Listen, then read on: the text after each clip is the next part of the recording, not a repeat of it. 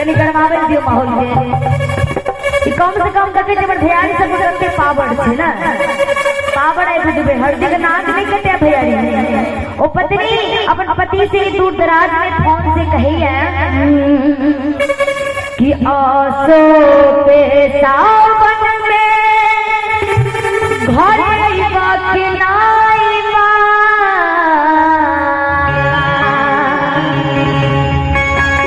कि आसो के सावन में घर आईबा कि ना आईबा